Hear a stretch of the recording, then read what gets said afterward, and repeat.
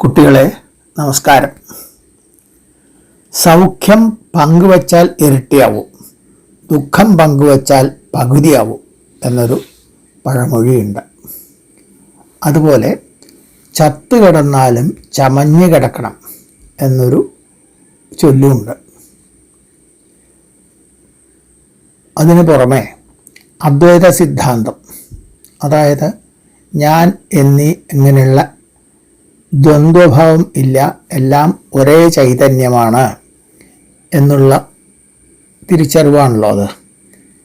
അതെല്ലാം ഓർമ്മപ്പെടുത്തുന്ന ഒരു ശ്ലോകമാണ് ബാലോപദേശം 2-ാം ഖണ്ഡത്തിലെ 20-ാമത്തേത്. നമുക്ക് ആ ശ്ലോകം ഒന്ന് ചൊല്ലാം. തന്നെ സുഖിക്കരുത്, തൻ്റെ അവസ്ഥ പോലെ തന്നെ നടക്കണം, അതിൽ കുറവേറ്റമാകാം. അന്യായമോതരുത്, ചെയ്യരുതേതും, എന്നല്ല അന്യൻ്റെ കാര്യമത് തന്നുട പോലെയോർക്ക. ഇതിൻ്റെ അന്വയം: തന്നെ സുഖിക്കരുത്, തൻ്റെ അവസ്ഥ പോലെ തന്നെ നടക്കണം, അതിൽ കുറവ് ഏറ്റം ആകാം. അന്യായം ഓതരുത്, ഏതും ചെയ്യരുത്, എന്നല്ല അന്യൻ്റെ കാര്യം അത് തന്നുടെ കാര്യം പോലെ ഓർക്കാം. തന്നെ എന്നുള്ളതിന് 2 അർത്ഥമുണ്ട്. ഒന്ന് ഒറ്റയ്ക്ക് എന്നുള്ളൊരർത്ഥമുണ്ട്. അതുപോലെ അതെ, 30-ാം തീയതി തന്നെ, 30-ാം തീയതി വരണം എന്നുള്ള അർത്ഥത്തിൽ തന്നെ എന്നുള്ള അതെ എന്നുള്ള ഒരർത്ഥമുണ്ട്. ഇവിടെ എന്താ പറയണത്? തന്നെ സുഖിക്കരുത്. സുഖിക്കരുത്, അത് ഒറ്റയ്ക്ക്, അത് ചെറിയൊരു സുഖസംഗതി ഒന്നുണ്ടെങ്കിൽ അത് നമ്മൾ മറ്റുള്ളവരുമായി പങ്കിടുമ്പോൾ അത് കൂടുതലാവും. അപ്പോൾ ഒറ്റയ്ക്കാവരുത്, സുഖത്തിലും ദുഃഖത്തിലും ഒറ്റയ്ക്കാവരുത്, അത് മറ്റുള്ളവരുമായി പങ്കുവയ്ക്കണം എന്നുള്ളതാണ് ആദ്യം പറയുന്നത്. പിന്നെ തൻ്റെ അവസ്ഥ പോലെ, അവസ്ഥ എന്ന് പറഞ്ഞാൽ എന്താ? സ്ഥിതി, നിലപാട്, അന്തസ്സ്, പദവി എന്നൊക്കെ പല അർത്ഥമുണ്ട്. പിന്നെ മാത്രമല്ല സുഖം ദുഃഖം എന്നുള്ള 2 അവസ്ഥ, ഇതിന് അവസ്ഥാദ്വയം എന്ന് പറയും. അല്ലെങ്കിൽ ജാഗ്രത, സ്വപ്നം, സുഷുപ്തി എന്ന 3 അവസ്ഥ. ശൈശവം, കൗമാരം, യൗവനം, വാർദ്ധക്യം എന്നുള്ള 4 അവസ്ഥ. അതിന് അവസ്ഥാ ചതുഷ്ടയം എന്ന് പറയും. അപ്പോൾ വ്യത്യസ്തമായ അവസ്ഥയിൽ തൻ്റെ അപ്പോഴത്തെ സ്ഥിതി പോലെ അന്തസ്സിനൊത്ത വിധത്തിൽ ഒക്കെ നടക്കണം. അതാണ് തൻ്റെ അവസ്ഥ പോലെ തന്നെ നടക്കണം. അതിൽ ആ കാര്യത്തിൽ കുറവ് ഏറ്റം ആകാം. എന്നാൽ എന്ന് പറഞ്ഞാൽ ഏറുകയോ കുറയുകയോ ചെയ്യരുതെന്നർത്ഥം. ആ ഒരു അത് നിലനിർത്തണം.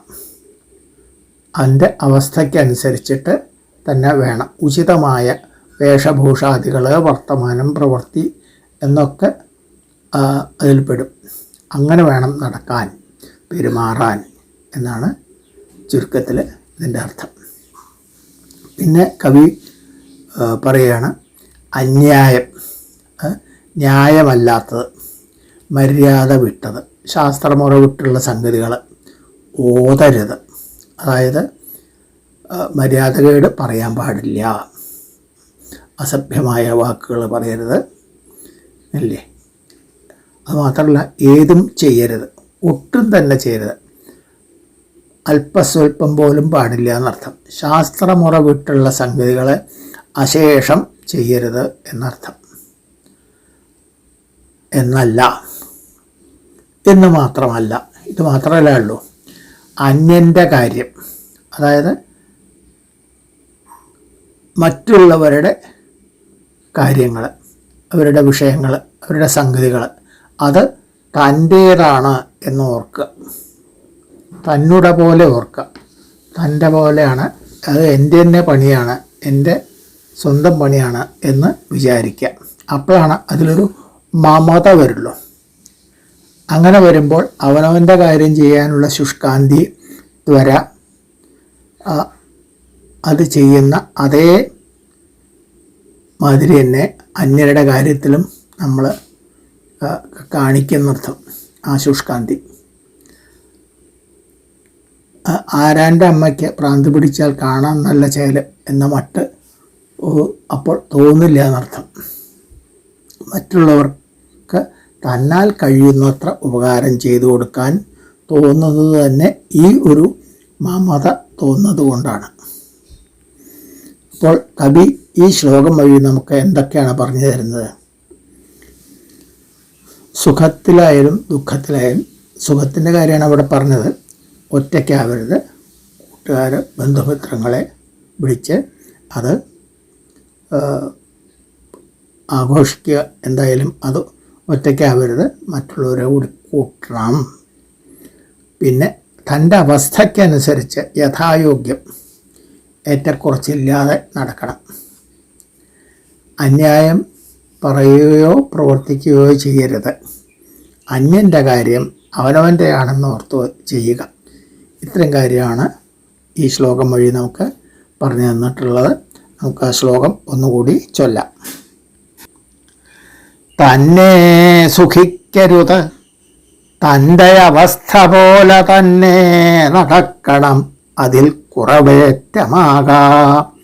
അന്യായമോതരുത്, ചെയ്യരുതേതും, എന്നല്ല അന്യൻ്റെ കാര്യമത് തന്നുടെ പോലെ ഓർക്കാം.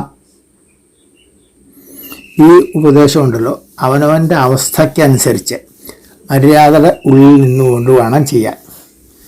ഒറ്റയ്ക്ക് സൂചിച്ചാൽ പറ്റില്ല എന്ന് വിചാരിച്ച മറ്റുള്ളവർക്ക് ഇടയ്ക്കിടയ്ക്ക് പാർട്ടി കൊടുക്കണം എന്നർത്ഥമില്ല. ഒറ്റയ്ക്ക് സൂചിക്കുകയാണെന്ന് തോന്നിയാൽ മറ്റുള്ളവർക്ക് അസൂയ വരാൻ സാധ്യതയുണ്ട്. അത് വരാതെ നോക്കണം. അതുപോലെ അന്യരുടെ കാര്യത്തിൽ അനാവശ്യമായി ഇടപെടരുത്. ആവശ്യമുള്ള സംഗതികൾ ചെയ്തു കൊടുക്കേണ്ട സമയത്ത് ചെയ്തു കൊടുക്കുമ്പോൾ അത് തൻ്റെ തന്നെ കാര്യമാണ് എന്ന് കരുതി ചെയ്താൽ അതിന് വേറൊരു ഗുണം കൂടിയുണ്ട്. നമ്മൾ മറ്റുള്ളവർക്ക് കൊടുച്ചാൽ ഇയാൾ പ്രത്യുപകാരം ചെയ്യും, എനിക്ക് ആവശ്യം വരുമ്പോൾ ഇയാൾ എന്നെ സഹായിക്കും എന്നൊരു തോന്നലുണ്ടാവും. അവനവൻ്റെ കാര്യമാണെന്ന് വെച്ചാൽ അതും കൂടി ഉണ്ടാവില്ല. അപ്പോൾ പ്രത്യുപകാരം ഉണ്ടാവും എന്നുള്ള വിചാരം തന്നെ ഇല്ലാതെ വേണം സഹായങ്ങൾ ചെയ്യാൻ എന്നൊക്കെ ആലോചിച്ചാൽ നിങ്ങൾക്ക് തന്നെ അറിയാൻ പറ്റുന്നതാണ്. ഇന്ന് ഇത്രയും പറഞ്ഞാൽ മതി. ബാക്കി പിന്നീടാവട്ടെ. എല്ലാവർക്കും നമസ്കാരം.